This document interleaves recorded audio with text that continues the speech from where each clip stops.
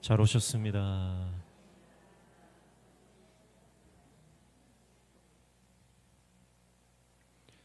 오늘은 대림절 네 번째 주일입니다. 이제 성탄을 며칠 앞두고 있습니다.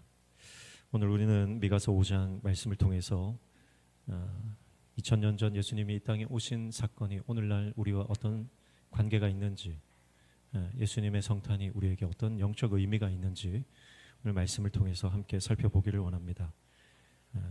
매년 반복되는 이 성탄의 시즌, 우리가 이 성탄의 시즌의 의미를 잘 모른다면 그냥 행사에 지나지 않을 것입니다. 그러나 성탄의 깊은 의미와 영적인 깊은 뜻을 우리가 깨닫게 된다면 이 성탄이 그 어느 해보다 더 우리에게 감격이 되고 또 우리의 삶을 회복시키며 우리 삶을 능력으로 이끄는 하나님의 강력한 능력이 될 줄로 믿습니다. 오늘 미가서 5장 1절부터 6절을 함께 읽었는데요. 오늘 이 말씀은 예수님께서 베들레헴에서 태어날 것을 예언하는 그런 말씀입니다. 미가서 자체가 이스라엘 백성들의 이 하나님의 심판, 그리고 그 심판 이후에 있을 하나님의 회복, 포로 귀환 사건, 이런 것들을 예언을 하고 있는데요. 그러나 이 예언의 말씀은 단지 이스라엘 백성들이 수천 년 전 겪었던 바벨론과 아수르로부터 멸망하고 또 포로로 끌려갔다가 다시 회복되는 사건을 말하는 것일 뿐만 아니라 이후에 예수님께서 이 땅에 오셔서 하나님 나라를 이 땅에 가지고 오실 것에 대한 예언과, 그리고 오늘날 지금을 살아가는 저와 여러분을 향한 예언의 말씀이 함께 포함되어 있는 것을 우리가 볼 수 있습니다. 그래서 1절에 보시면 딸 군대여 너는 때를 모을지어다. 그들이 우리를 애워쌌으니 막대기로 그 이스라엘 재판자의 뺨을 치리로다 그랬습니다. 그들이 우리를 애워쌌다 그랬죠. 여기서 그들은 바벨론 혹은 아수르, 이스라엘의 멸망을 가져다주는 대적들을 말하는 것입니다. 그러나 이 대적들이 하나님의 심판이 단순히 재앙이 아니라 이것은 하나님의 막대기다, 그런 말씀을 하는 거죠. 그래서 막대기로 이스라엘 재판자의 뺨을 치리로다 그랬습니다. 그래서 이스라엘이 이방의 침략을 받아서 수치를 당하는 장면인데 단순한 수치가 아니라 이것은 죄로 인한 하나님의 심판임을 말씀하고 있습니다. 그래서 하나님의 막대기예요. 여기서 막대기는 하나님의 막대기를 말하는 것입니다. 그래서 막대기를 히브리어로 보면 쉐베트라고 하는데, 이 쉐베트가 재판자의 뺨을 치는데 재판자가 쇼페트입니다. 이게 말이 비슷하죠. 히브리어는 성경을 보면 이런 언어 유희가 많습니다. 비슷한 단어들인데 다른 뜻을 가지고 있는 것들을 나열해서 그 표현을 강화시키는 거죠. 그래서 쉐페트로 쇼페트를 치겠다라고 하는 거예요. 여기서 막대기는 하나님의 심판, 하나님의 막대기를 말합니다. 여러분, 우리가 인생을 살아갈 때 하나님이 때때로 막대기를 드십니다. 자녀가 잘못하면 부모는 회초리를 듭니다.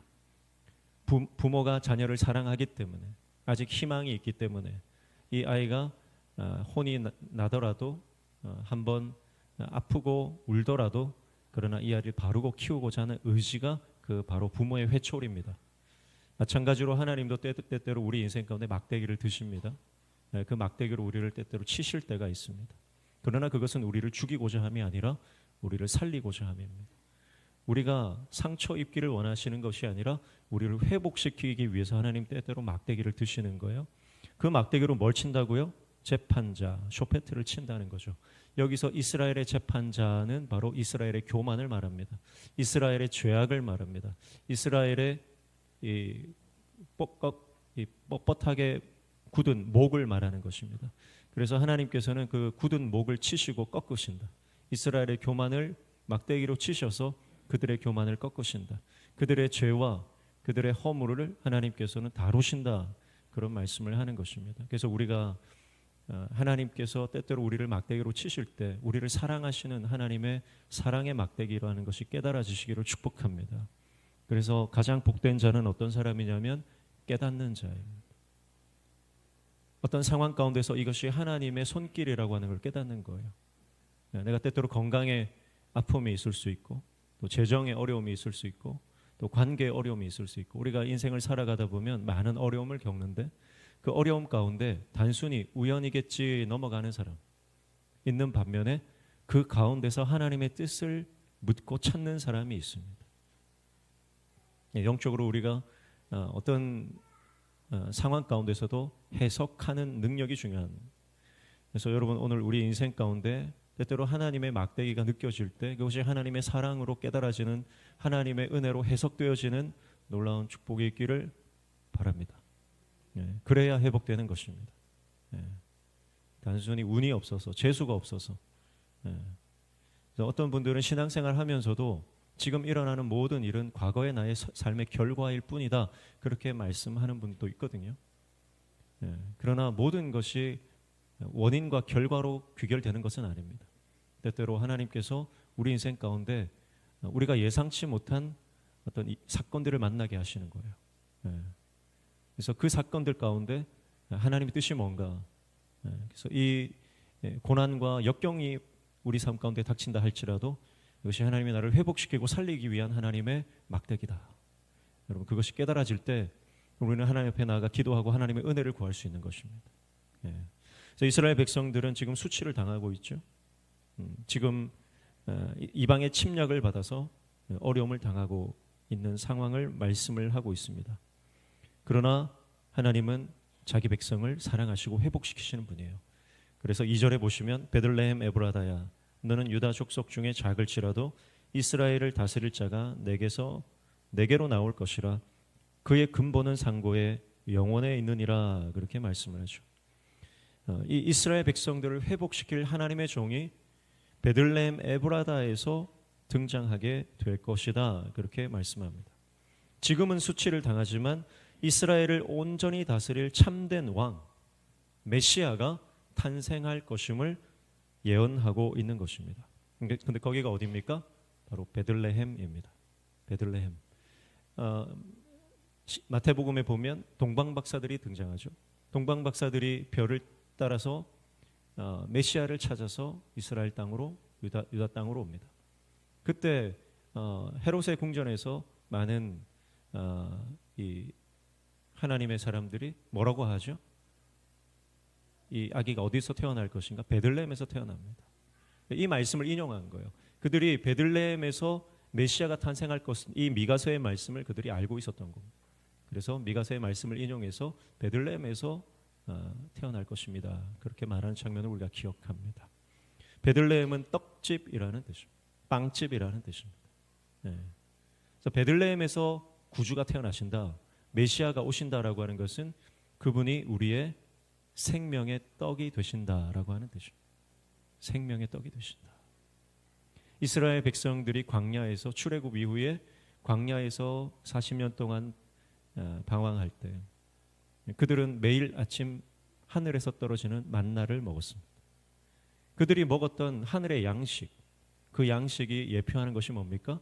바로 우리의 영원한 양식 되실 메시아 예수 그리스도를 상징하는 것입니다. 엘리야가 이세벨을 피해 숨어 정말 우울한 상태에 빠져 있을 때 까마귀가 떡을 물어다 줍니다. 그리고 그 떡이 엘리야를 살리죠. 바로 그 떡이 바로 우리를 살리시는 예수 그리스도, 영원한 양식 되신 주님을 상징하는 것입니다.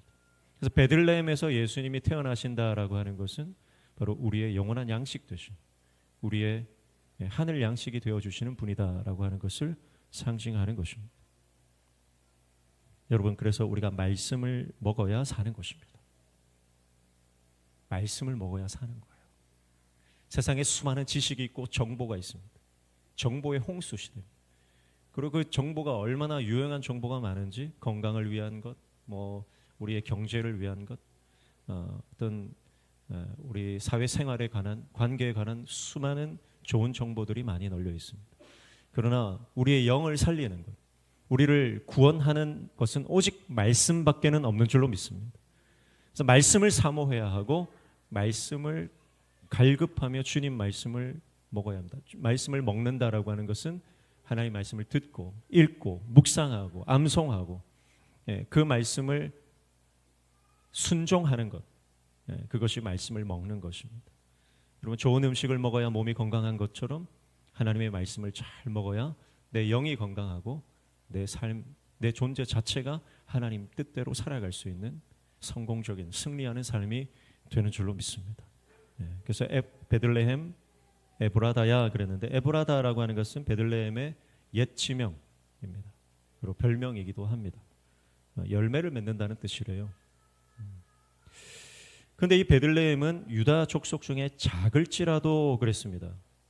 작다라고 하는 것은 베들레헴은 그렇게 유명한 도시가 아니고 유명한 마을이 아니다. 보잘것없고 천한 곳이다라고 하는 뜻입니다.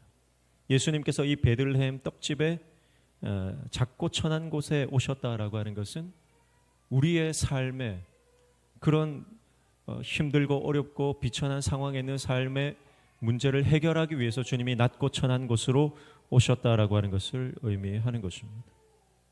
여러분, 그래서 우리가 지금 어떤 상황에 있을지라도 주님은 우리에게 관심 없는 것이 아니라 우리를 지켜보고 계시고 우리와 함께하고 계시고 우리의 아픔을 공감하고 계시고 우리가 눈물 흘릴 때 같이 눈물을 흘려주시며 우리가 정말 밑바닥 인생을 살아갈 때 그 밑바닥에서 우리와 동행하시는 분이 바로 우리 주님이신 줄로 믿습니다. 세상 사람들이 우리를 떠나고 세상 사람들이 우리를 무시하고 세상 사람들이 다 우리를 미워하고 우리를 공격한다 할지라도 내가 모든 것을 잃어버리고 세상 사람들이 나를 거들떠도 보지 않는 상황에 놓여 있다 할지라도 주님은 결코 우리를 떠나지 않으시고 우리 곁에 계셔서 우리의 눈물을 닦아주시는 분인 줄로 믿습니다. 세상 사람들은요, 돈이 있으면 옆에 붙습니다. 힘이 있으면 옆에 붙어요. 능력이 있으면 옆에 가서 붙습니다. 젊고 아름다운 여인 옆에는 많은 남자들이 붙는 겁니다. 소시적에 다 경험해 보셨잖아요. 그러나 늙고 병들고 가진 것이 없으면 사람들이 다 떠나가는 겁니다. 정승집에 개가 죽으면 문전성시를 이루지만 정승이 죽으면 파리 한 마리 날리지 않는 거죠. 그것이 인생사입니다. 그러나 우리 주님은 우리가 어떤 상황에 있든지 우리와 함께 하시는 줄로 믿습니다. 우리가 어떤 형편에 놓여 있든지 주님은 우리를 떠나지 않으시는 것입니다. 그래서 예수님이 베들레헴 낮고 천한 곳에 오신 것은 주님이 그런 분이라는 것을 우리에게 보여주시기 위함입니다. 여러분, 세상 사람들이 아무리 우리를 배신하고 우리를 떠나가도 실망하지 마시고 주님 사랑 때문에 다시 일어나서 사명 감당하는 주의 종들 되시기를 축복합니다. 목회를 하다 보면 목사님 제가 끝까지 함께 할게요 하는 사람들 별로 끝까지 함께하는 사람 없습니다. 그러나 정말 주님 사랑에 붙들려 있는 그 사람은 묵묵히 주님의 사명 감당하고 주님의 몸된 교회를 섬기는 것을 보는 것입니다. 오늘 저와 여러분이 주님의 사랑에 붙들리는 종들 되시기를 축복합니다.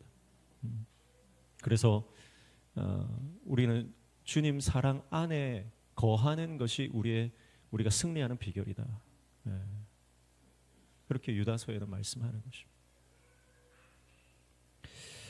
그리고 뒤에 뭐라고 말씀합니까? 그의 근본은 상고에 영원에 있느니라 그랬습니다.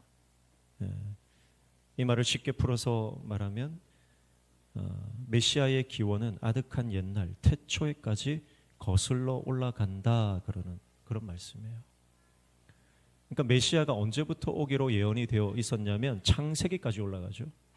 창세기 3장 15절 말씀에 보면 여자의 후손이 뱀의 머리를 상하게 할 것이고 뱀은 그의 발꿈치를 상하게 할 것이다. 그런 말씀이 나옵니다. 여자의 후손이 바로 뱀의 머리를 밟는 악한 권세 세력을 이기시고 사망 권세를 이기시는 예수 그리스도 메시아를 말하는 것입니다. 그러니까 예수 그리스도 메시아의 탄생 여부는 언제부터 시작되었냐면 인류가 범죄한 직후부터 시작됐다는 거예요. 아담과 하와가 이 선악을 알게 하는 나무의 실과를 따먹었다는 거죠. 이거 바로 불순종입니다. 인류가 하나님의 말씀을 불순종하고 죄를 지은 그 순간 예수 그리스도 메시아가 오실 예언이 선포되었다라고 하는 것입니다. 여러분, 이것이 무슨 의미입니까? 우리는 범죄하고 우리는 실수하고 우리는 잘못하지만 여러분, 사람은 나를 힘들게 하고 아프게 하고 내가 지시하고 명령한 것을 잘 수행하지 못하는 사람을 어떻게 해요? 그 사람을 평가하고 판단하고 그리고 내치는 것입니다. 기업에도 보면 회사들도 기업에 큰 손실을 일으켰다. 그럼 바로 회고가 들어가는 것입니다. 그것이 인생이 살아가는 삶의 원칙이고 방식이죠. 그러나 하나님은 인류가 범죄했을 때 그 즉시로 인류를 회복시킬 하나님의 프로젝트를 시작하신 것입니다. 여러분, 이 말씀은 우리가 때때로 실수하고 때때로 우리가 넘어지고 때때로 범죄할지라도 하나님은 이 나쁜 것을 내가 어떻게 벌을 줄까 생각하시는 분이 아니라 이 죄 가운데서 우리를 어떻게 회복시킬까를 먼저 생각하시는 사랑의 하나님이라는 뜻입니다. 여러분, 이 사랑이 우리를 붙들고 있기 때문에 여러분, 이 사랑에 붙들린 자들은 반드시 믿음으로 승리하게 되는 줄로 믿습니다. 세상 사람들은요, 실수하면 정죄합니다. 잘못하면 그저 나무라고요. 질책해버립니다. 그러나 주님은요, 우리가 실수하고 넘어졌을 때 우리에게 오셔서 안아주시고 눈물 닦아주시면서 괜찮다. 내가 너를 회복시킬 것이다.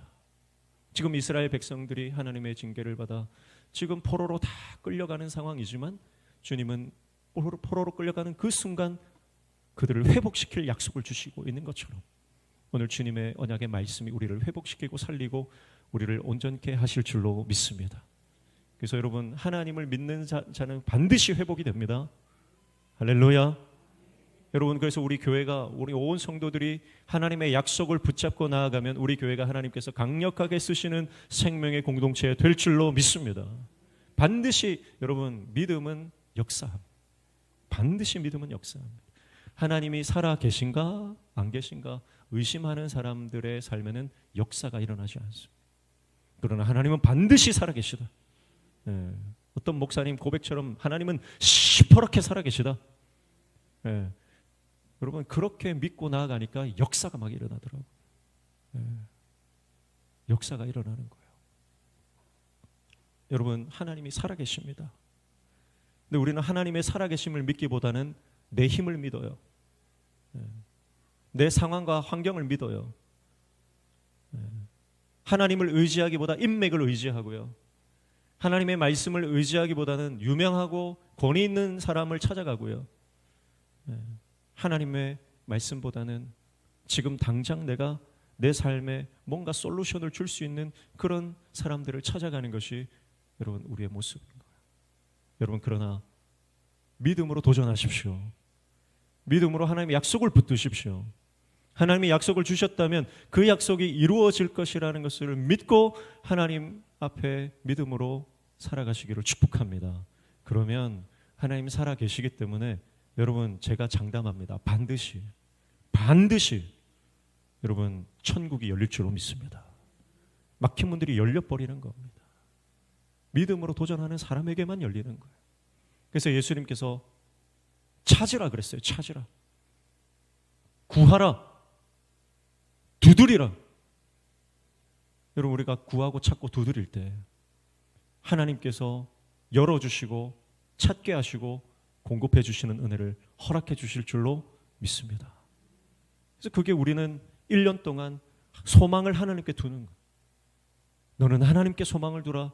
이 말씀 우리가 한 해 동안 붙잡고 주님, 그렇습니다. 소망이 하나님께 있습니다. 소망이 사람에게 있는 것이 아니고 유력한 자에게 있는 것이 아니고 세상 권위자에게 있는 것이 아니고 세상 실력자에게 있는 것이 아니고 돈이나 명예나 권력에 있는 것이 아니라 하나님, 오직 내 소망은 하나님께 있습니다. 여러분, 소망한다는 것은 기다린다는 거죠. 기다린다는 거예요. 근데 우리는 잘 못 기다려요. 안절부절을 못하는 거예요. 하나님이 기다리라 했는데 못 기다리고 인간의 방법을 찾는 겁니다.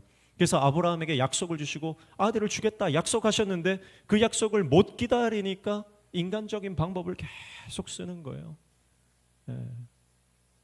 사마리아에도 내려갔다가 첩을 들였다가 또 첩이 아들을 낳으니까 또 쫓아냈다가 인간적인 방법을 계속 씁니다. 그러나 결국 하나님의 약속이 이루어지는 것을 아브라함이 경험하죠.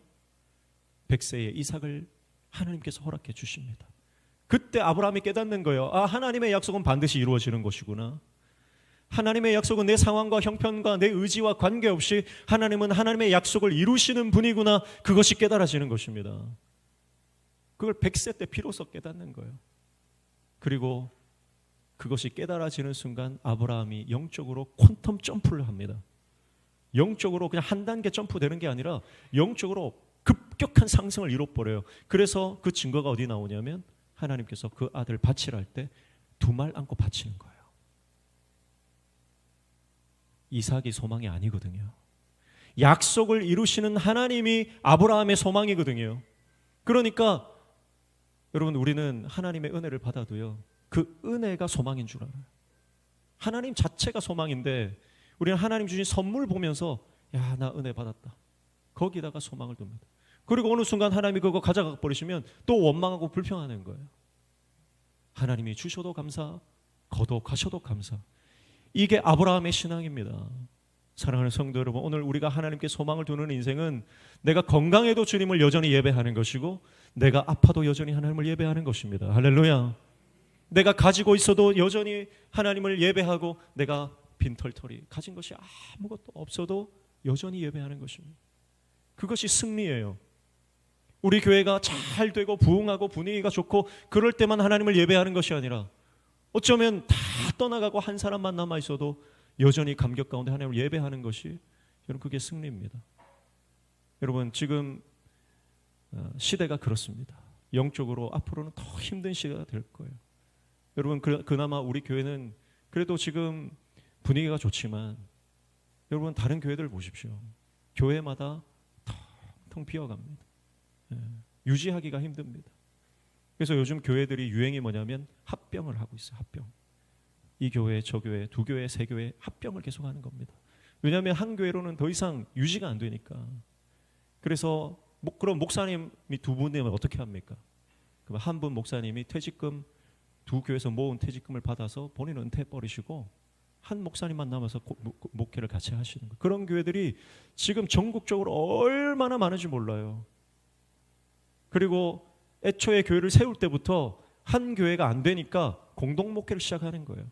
한 건물에다가 두 교회, 세 교회, 네 교회, 제가 많이 본 교회는 7교회가 들어와가지고 한 건물에서 같이 시간만 다르게 해서 예배를 하는 거예요. 그것이 잘못됐다, 틀렸다, 그렇게 하면 안 된다라고 말씀드리는 게 아니라 지금 시대가 그렇다는 거예요. 여러분, 앞으로는 국가적으로, 전 세계적으로 기독교에 대한 핍박과 박해가 심해질 겁니다. 지금은 우리가 자유롭게 예배드리지만 앞으로는 예배하는 것이 힘들어질 때가 분명히 옵니다. 코로나는 그것의 전조입니다.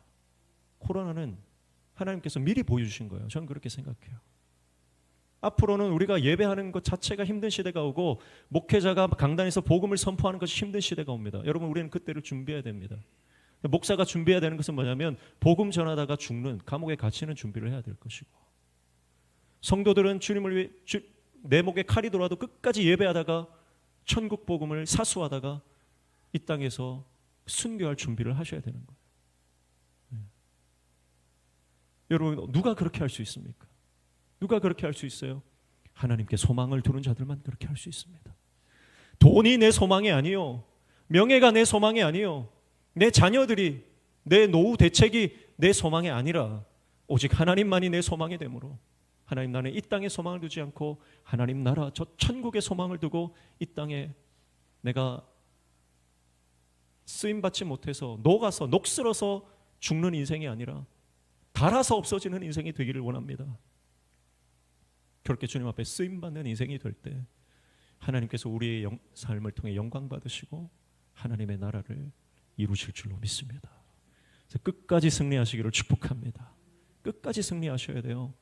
감정이나 상황이나 사람들의 말 때문에 넘어지거나 여러분 낙심하지 말고, 내가 원하는 삶의 계획이 수포로 돌아가고 내가 바랬던 꿈들이 이루어지지 않는다 할지라도 하나님께 소망을 두고 여전히 하나님을 예배하며 하나님을 찬송하는, 하나님을 예배하는 예배자 되시기를 주님의 이름으로 축복합니다. 그래서 주님은 이미 우리를 회복시킬 말씀을 주셨다. 그래서 주님 말씀 붙잡으면 반드시 우리는 회복되고 주님 은혜로 승리하게 될 줄로 믿습니다. 3절에 보시면 그러므로 여인이 해산하기까지 그들을 붙여두시겠고 그 후에는 그의 형제 가운데 남은 자가 이스라엘 자손에게로 돌아오리니 그랬습니다. 여인이 해산하기까지, 1차적으로 예수님께서 메시아가 여인의 몸을 통해 해산할 태어날 것을 말하는 것이라고 볼 수 있지만 더 정확한 해석은 여인이 해산한다는 것은 하나님의 때를 말하는 것입니다. 하나님의 때. 하나님의 때가 이르기까지 어떻게 하신다는 거예요? 그들을 붙여두시겠고라고 했습니다. 그들이 누굽니까? 바벨론과 아수르를 말하는 것이죠. 하나님의 백성을 하나님의 대적의 손에 잠깐 붙여두시겠다. 이건 영적으로 우리에게도 적용되는 말씀이죠. 여러분, 우리의 삶에 고난이 있고 우리의 삶에 영적 공격이 있습니다. 왜냐하면 하나님이 악한 어둠의 세력들을 허용해 주고 계시기 때문에 우리를 공격하는 세력이 여전히 있습니다. 그러나 그의 형제 가운데 남은 자가 이스라엘 자손에게로 돌아온다. 회복될 것이다. 승리하게 될 것이다. 이렇게 말씀하는 것입니다. 그래서 4절에 보시면 그가 여호와의 능력과 그의 하나님 여호와의 이름의 위엄을 의지하고 서서 목축하니 그들이 거주할 것이라. 이제 그가 창대하여 땅 끝까지 미치리라 그랬습니다. 그래서 메시아 하나님의 구원자가 이 땅에 오셔서 예수 그리스도가 하나님의 존귀와 능력을 가지고 땅 끝까지 통치하실 것이다. 근데 그 메시아는 어떤 분이냐면 목축한다 그런 단어가 있죠. 4절에 목축한다. 목축한다는 말이 뭐냐면 양을 치는 겁니다. 양을 치는 것은 바로 양들에게 꼴을 먹인다 그런 뜻이에요. 예수님께서 베들레헴에 오셨다. 우리의 영혼의 양식이 되어주신다. 그분이 우리를 먹이신다. 그렇게 말씀하는 것. 주님의 말씀이 우리를 살리는 줄로 믿습니다. 그래서 5절에 보면 이 사람은 평강이 될 것이라. 아수르 사람이 우리 땅에 들어와서 우리 궁들을 밟을 때는 우리가 7 목자와 8 군왕을 일으켜 그를 치리니 그랬습니다. 고린도후서 5장 19절 말씀에 보면 곧 하나님께서 그리스도 안에 계시사 세상을 자기와 화목하게 하시며 그들의 죄를 그들에게 돌리지 아니하시고 화목하게 하는 말씀을 우리에게 부탁하셨느니라. 예수님은 평강의 왕이신 줄로 믿습니다. 예수님은 화목하게 하시는 분입니다. 그래서 하나님과 우리가 원수되었지만 죄로 인해 관계가 멀어졌지만 예수님께서 오셔서 하나님과 멀어진 우리를 하나로 묶어주시는 거예요. 화목하게 하시는 거예요. 그래서 평화, 화목, 평강의 왕, 이것이 하나님과 우리의 사이의 관계를 회복시키시는 메시아를 말하는 것입니다. 에베소서 2장 14절에도 그는 우리의 화평이신지라 둘로 하나를 만드사 원수된 것 곧 중간에 막힌 담을 자기 육체로 허시고 그랬습니다. 중간에 막힌 담이 있었는데 예수님이 자기의 육체로 허셨다. 십자가에서 자기를 죽이심으로 우리가 막힌 담을 헐고 하나님과 다시 연결되었다는 것이고, 더 나아가 그 십자가는 바로 성도와 성도, 지체와 지체가 하나 되게 하는 능력이 된다는 말씀이에요. 십자가로 인해서 우리는 하나님과 화목되었을 뿐만 아니라 우리 옆에 있는 지체들, 형제 자매들과 하나 되게 되는 줄로 믿습니다. 그래서 여러분, 우리 안에 십자가가 있으면 용서할 수 있습니다. 왜냐하면 하나님의 용서를 받았기 때문에 내 옆에 있는 지체를 사랑하고 용서합니다. 그러나 십자가가 없는 인생은 절대 나를 공격하는 사람을 용서하지 못합니다. 나를 싫어하는 사람을 사랑하지 못합니다. 십자가가 없는 사람은 절대 용서와 사랑을 하지 못합니다. 여러분, 예수님께서 십자가를 지신 이유는 우리도 그 십자가를 지라고 하시는 거잖아요. 여러분, 우리가 십자가를 지지 않으면 우리의 구원은 완성되지 않습니다. 여러분, 이거 명심하셔야 됩니다. 십자가를 져야 됩니다. 예수님의 명령입니다. 누구든지 나를 따라오거든 제 십자가를 지고 나를 따라오는 것입니다. 우리가 십자가 지지 않으면 우리의 구원을 이룰 수 없는 것. 두렵고 떨림으로 너희 구원을 이루라 했는데, 여러분, 우리가 행위로 구원받는 것은 아니지만 믿음으로 구원받는 것이지만 믿음의 사람은 반드시 자기 십자가를 지는 그 행위가 따라오는 거예요. 그래서 내가 내 안에 십자가가 없으면 내 구원을 점검하셔야 돼요. 그래서 나는 옆에 있는 지체를 용서하고 있는가? 옆에 있는 지체를 사랑하고 있는가? 주님의 몸된 교회를 정말 사랑하고 있는가? 여러분, 교회 다니는 사람은 많아도요, 교회를 사랑하는 사람은 찾기 힘듭니다. 목사들이 얼마나 많습니까? 그러나 목회자들이 많아도 목회자가 정말 주님의 몸된 교회를 위해서 자기 한 몸 바칠 준비가 되어 있는 목회자는 드문 거예요. 교회 다니는 직분자들은 많지만 복음을 위해서 순교할 각오가 되어 있는 사람들은 찾아보기 힘든 겁니다. 그러나 주님의 복음을 위해서, 십자가를 위해서, 몸된 교회를 위해서 자기 한 몸 희생하여 하나님 앞에 드리는 그 삶을 통해서 하나님은 놀라운 하늘의 역사를 이루시는 거예요. 하나님이 필요한 사람은 한 예배자입니다. 한 예배자. 십자가를 지고 주님의 길을 따라가는 그 한 사람 때문에 하나님은 하나님의 역사를 이루시는 겁니다. 오늘 우리 교회 가운데 그런 십자가를 지고 주님의 길을 걷는 하나님의 종들이 많이 일어나기를 축복합니다. 그래서 위대하게 쓰임 받으시기를 축복합니다. 네. 그래서 자기 십자가를 져야 됩니다. 그래서 하나님 사랑, 이웃 사랑, 이게 십자가예요. 하나님은 사랑한다고 말하면서 이웃을 사랑하지 않는다. 여러분, 그건 십자가가 아닙니다.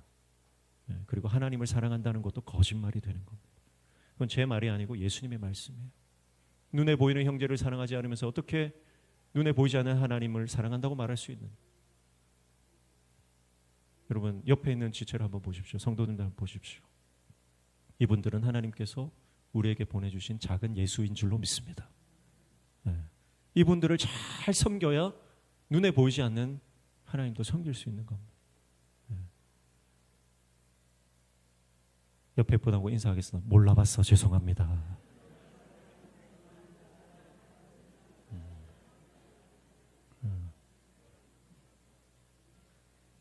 작은 예수라니까요. 내 옆에 있는 분이.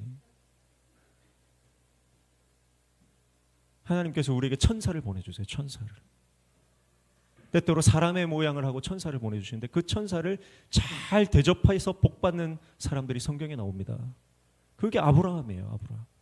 아브라함은 하나님의 천사를 잘 대접했습니다. 가장 귀한 것으로 고기를 삶고 우유를 짜고 그래서 정성껏 음식을 준비해서 드리는 겁니다. 하나님 그래서 복을 주시는 거예요. 때때로 우리의 삶 가운데 보내시는 하나님의 천사를 알아보고 잘 섬길 수 있는 하나님의 종 되시기를 축복합니다. 근데 사실 우리가 잘 못 알아보잖아요. 그러니까 무조건 섬기는 거예요. 무조건. 잘 섬기시기를 축복합니다. 그게 하나님을 섬기는 거예요. 그게 하나님을 섬기는 거예요. 따지지 말고 지난주에 말씀드렸지만 어리하게 섬기면 됩니다. 그냥 묻거나 따지지 말고 우리는 그저 섬기는 거예요. 그저 베푸는 거예요. 그저 나누는 겁니다. 속아주는 거예요. 속아주는 거예요. 때때로는. 그러나 하나님 그거 기뻐하시는 줄로 믿습니다. 그래서 교회를 사랑하는 성도들이 많은 교회가 부흥합니다. 주님의 몸된 교회를 사랑하는 성도들이 많은 교회가 강력한 공동체가 되는 것입니다. 그저 교회만 왔다 갔다 하는 게 아니라 정말 이 교회는 주님의 몸이다. 그래서 주님의 몸된 교회를 사랑하는 성도들이 차고 넘칠 때 여러분 하나님께서 폭포수와 같은 은혜를 우리 가운데 계속해서 부어주실 줄로 믿습니다. 뒤에 보면 7 목자와 8 군왕이라고 되어 있죠. 그래서 아수르는 하나님의 백성을 대적하는 세력들을 말하는 것이고요. 7 목자와 8 군왕은 히브리적 문학 기법입니다. 그러니까 7 또는 8, 또 7번 넘어지나 8번 일어난다. 그런 표현이 있잖아요. 그런 것처럼 7 또는 8이라고 하는 것은 히브리적 문학 기법인데 7이라고 하는 것은 완전수죠. 8이라고 하는 것은 7 그 다음 넘침의 의미가 있다고 합니다. 또 새로운 시작을 말한다고 합니다. 그러니까 7 또는 8의 목자 군왕이라고 하는 것은 완전함과 넘침의 숫자, 즉 목자는 돌보는 자고 군왕은 통치하는 자잖아요. 그래서 하나님께서 메시아를 통해서 이런 수많은 목자와 하나님의 나라를 섬기는 리더들을 일으키겠다 그런 말씀이에요. 저는 이것이 하나님이 세우신 교회라고 믿습니다. 그리고 교회 리더들이라고 저는 믿습니다. 그리고 메시아가 오신 이후에 하나님께서 성령을 통해 교회를 세우시고 그 교회들을 통해서 복음의 역사를 이루십니다. 여러분, 오늘 우리 교회가 그런 교회 되기를 축복합니다. 수많은 백성들을 돌보는 목자의 사명을 감당하는 교회, 그리고 강력한 하나님의 통치를 가지고 오는 하나님의 나라를 이 땅 가운데 실현하는 교회. 여러분, 메시아가 오신 이후에는 이런 교회들이 우죽순 일어날 것이라고 말씀했는데 오늘 우리 명신교회가 하나님께 그렇게 쓰임받는 선교적 교회로 하나님께서 우리를 일으켜 주셔서 온 성도들이 복음 증거하는 일에 목숨을 걸고 복음의 증인으로 살아가는 역사가 일어나기를 축복합니다. 그리고 우리의 가정과 우리 자녀들과 우리 모든 성도들이 정말 하나님의 영광을 위해서 우리의 인생을 드릴 수 있는 하나님의 종들로 세워지기를 축복합니다. 특별히 우리 자녀들이, 우리 다음 세대가 정말 7 목자와 8 군왕과 같은 강력하게 쓰임받는 교회의 리더가 되고 이 사회의 정책의 모든 영역에 선한 하나님의 영적 영향력을 일으키는 리더가 되어서 이 땅 가운데 하나님의 나라를 가지고 오는 하나님의 사람들로 성장하는 역사가 일어나기를 축복합니다. 이것을 놓고 여러분 우리가 기도해야 할 것입니다. 그리고 6절 말씀 보시면 그들이 칼로 아수르 땅을 황폐하게 하며 니므롯 땅 어기를 황폐하게 하리라. 아수르 사람이 우리 땅에 들어와서 우리 지경을 밟을 때에는 그가 우리를 그에게서 건져내리라 말씀합니다. 승리한다는 거죠. 여러분, 결국 복음이 승리하는 줄로 믿습니다. 교회는 승리하는 줄로 믿습니다. 여러분, 하나님께서 이 미가서 말씀을 통해서 우리에게 승리를 약속하고 있다는 것입니다. 자, 여러분, 그러니까 오늘 우리는 이미 예언된 구약의 말씀을 통해서 성탄이 어떤 의미인가를 새롭게 우리는 접근해서 우리는 깨닫게 되는 것입니다. 성탄의 의미는 뭐예요? 예수님께서 연약한 아기의 몸을 입고 이 땅에 오신 단순한 그런 사건이 아니라 교회가 승리할 것에 대한 선언이고 하나님의 복음이 반드시 이 땅에 하나님의 통치를 가지고 올 것이라고 하는 영적 선포다라고 하는 것을 우리는 이 성탄의 의미에 포함되어 있는 것을 보는 것입니다. 여러분, 오늘 우리는 이 말씀을 통해서 예수 그리스도의 오심을 통해 하나님의 평강이 이 땅에 임할 것이고 하나님의 교회들이 이 땅에 세워질 것이며 그 하나님의 교회가 영적 전쟁에서 승리하게 될 것을 우리는 말씀을 통해 깨달았습니다. 사랑하는 성도 여러분, 우리는 하나님의 교회입니다. 우리가 이 성탄의 시즌에 여러분 다시 일어나서 믿음으로 승리하시기를 축복합니다. 예수님은 이 땅에 승리를 가지고 오신 것입니다. 낮고 천한 곳에 오셔서 저주의 십자가에서 죽으심으로 악에 대한 승리가 선명해졌습니다. 뿐만 아니라 죽음의 권세를 깨고 부활하심으로 그 승리는 확정되었습니다. 여러분, 주님이 승리하신 것입니다. 여러분, 그 승리를 통해서 우리를 죄에서, 죽음에서, 사망의 권세에서 우리를 건져내셨습니다. 6절 마지막에 보십시오. 그가 우리를 그에게서 건져내리라. 악한 영적 세력, 우리를 결박하고 우리를 묶고 있는 악한 세력들로부터 주님은 우리를 건져내셨다는 것입니다. 모든 결박을 푸셨다는 겁니다. 모든 묶임에서 우리를 해방시키셨다는 것입니다. 여러분, 성탄은 그러므로 우리가 승리를 확신하는 시즌입니다. 교회가 반드시 승리한다는 것을 다시 언약의 말씀을 통해 확인하는 시즌입니다. 여러분, 복음은 승리합니다. 교회는 승리할 것입니다. 지금은 힘들고 어렵고 바벨론 포로로 끌려가는 그런 어려운 상황들, 광야와 같은 시간들을 보낼 수 있겠지만 그러나 여러분, 복음으로 살아가는 하나님의 종들은 반드시 하나님의 영광을 이루고 하나님의 승리를 경험하게 될 줄로 믿습니다. 그래서 지금 저와 여러분이 어떤 상황과 환경 가운데 있든지 상황과 환경에 여러분 매몰되지 말고 주님의 말씀을 붙잡고 비상하시기를 축복합니다. 다시 주님 주시는 독수리 날개치는 그 힘과 능력으로 주님을 위해서 사명 감당하는 주의 종들 되시기를 축복합니다. 여러분의 삶의 현장에 어디든 주님이 함께 하십니다. 여러분이 어떤 상황에 놓여 있든지 주님은 함께 하시고 여러분이 가는 그 길을 주님은 따라가실 것입니다. 아무리 낮고 천한 비천한 상황 가운데 있을지라도 주님은 우리와 함께 하시고 우리를 붙들어 주십니다. 그리고 반드시 우리를 승리케 하시는 것입니다. 오늘 그 승리에 대한 약속의 말씀을 붙잡고 오늘도 믿음으로 도전하고 믿음의 한 걸음 내딛는 하나님의 종들 되시기를 주님의 이름으로 축복합니다.